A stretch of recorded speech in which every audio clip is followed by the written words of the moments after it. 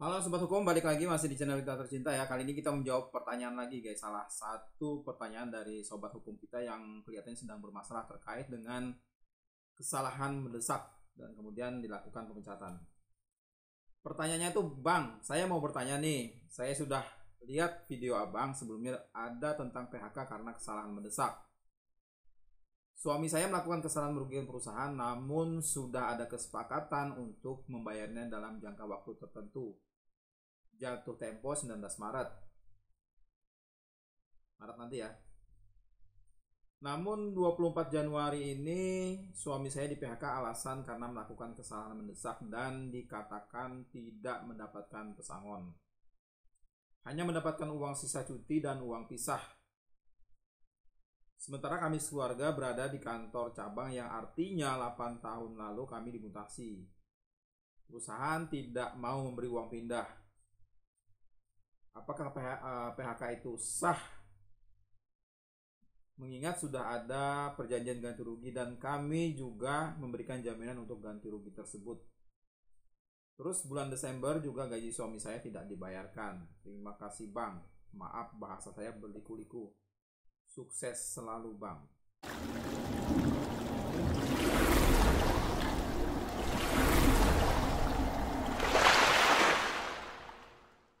Sukses selalu juga Bu ya. Saya ikut prihatin terhadap PHK yang dilakukan terhadap suami Ibu. Yang pertama, kita akan ulas tentang PHK karena kesalahan mendesak gitu ya. Apa sebenarnya yang dimaksud dengan kesalahan mendesak di sini?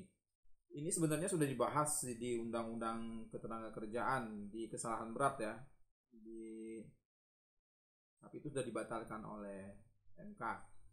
Nah, kesalahan mendesak ini ada di Peraturan Pemerintah Nomor 35 Tahun 2021, Bu. Jadi, Peraturan Pemerintah ini menyebut pelanggaran bersifat mendesak itu harus diatur dalam perjanjian kerja, ya. Perjanjian perusahaan atau perjanjian kerja bersama. Jadi, kesalahan mendesak itu pun harus diatur dalam perjanjian kerja, bukan sembarangan. Maksudnya bukan itu tahu sama tahu saja, bukan. Ada nggak di perjanjian kerja, di perjanjian perusahaan, dan atau di perjanjian kerja bersama masalah kesalahan mendesak ini diatur. Coba dicek lagi perjanjian kerja antara suami ibu dengan perusahaan. Ada nggak tertuang bahasa kesalahan mendesak ini? Kemudian kita ulas sejauh mana kesalahan mendesak ini ya berpengaruh dan mengikat terhadap PHK tadi. Jadi di PP nomor 35 tahun 2021 tentang perjanjian kerja waktu tertentu, alih daya, waktu kerja dan waktu istirahat, dan pemutusan hubungan kerja PKWT PHK itu di pasal 52 ayat 2 disebutkan bahwa pengusaha dapat melakukan PHK terhadap buruh karena alasan buruh melakukan pelanggaran bersifat mendesak yang diatur dalam perjanjian kerja. Nah, di sini diatur dalam perjanjian kerja, peraturan perusahaan, atau perjanjian kerja bersama. Maka buruh berhak atas uang pergantian hak sesuai ketentuan pasal 40 ayat 4 dan uang pisah yang besarnya diatur dalam perjanjian kerja PP atau PKB.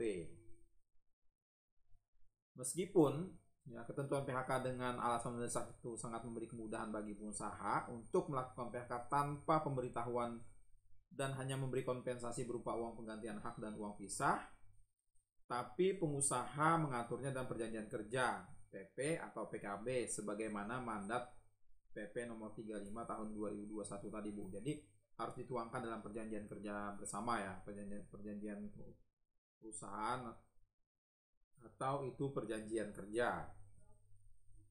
Nah, bentuk pelanggaran yang bersifat mendesak sebagaimana yang dijabarkan dalam penjelasan pasal 52 ayat 2 PP nomor 35 2021 itu sama seperti bunyi pasal 158 sebenarnya. Undang-Undang Ketenagakerjaan yang itu sudah dibatalkan oleh Mahkamah Konstitusi atau MK.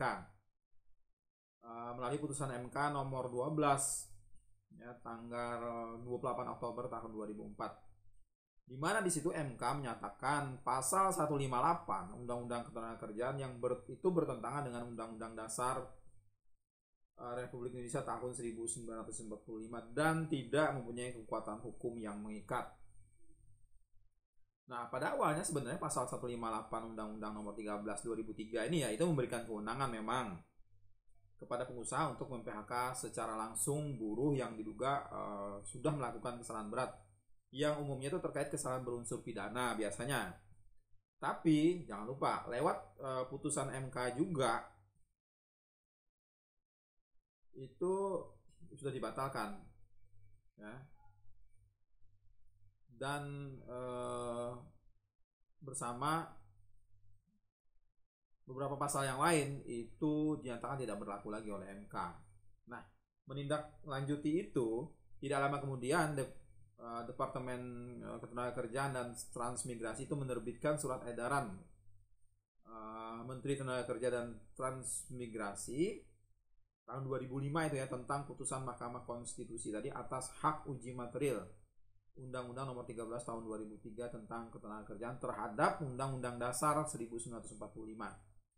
Nah, surat edaran dari Menaker Trans ini kemudian mempertegas lagi putusan MK tadi yang menetapkan bahwa pengusaha tidak dapat seenaknya mem-PHK pekerja atau buruh yang sedang ditahan karena diduga melakukan kesalahan berat. Jadi dalam butir 3 huruf A surat edaran Menaker Trans tadi itu ditegaskan bahwa pengusaha yang akan melakukan PHK dengan alasan pekerja atau buruh itu melakukan kesalahan berat, maka PHK dapat dilakukan setelah ada putusan hakim pidana yang telah mempunyai kekuatan hukum tetap. Jadi tidak sembarangan walaupun dia kesalahan berat ya, maksudnya pidana, tapi kalau belum ada kekuatan hukum tetap dia tidak bisa Kemudian surat edaran Menaker Trans itu ya juga mengatur mengenai alasan mendesak tadi, yang bersifat mendesak tadi, yang mengakibatkan hubungan kerja itu dia bisa dilanjutkan. Mungkin alasan mendesak ini yang Ibu maksud tadi ya, sebagai alasan darurat. Jadi menurut surat edaran dari Menaker ini, apabila ada alasan mendesak, maka PHK dilakukan dengan melalui lembaga penyelesaian perselisihan hubungan industrial. Ini poinnya Bu ya. Jadi harus diselesaikan lewat lembaga penyelesaian perselisihan hubungan industrial itu. Terus tadi juga bentuk-bentuk pelanggaran mendesaknya apa aja sih sebenarnya pelanggaran mendesak itu? Kesalahan yang mendesak itu apa aja sih? Nanti itu kita akan bahas di video tersendiri karena setidaknya ada 10 kesalahan mendesak yang disinggung oleh PP 35 itu. Kemudian tadi Ibu juga menyampaikan ya, itu hanya mendapatkan kalau misalnya memang terjadi PHK seperti itu, tapi ini harus diselesaikan nanti ya. Dibicarakan lagi dengan pihak perusahaan.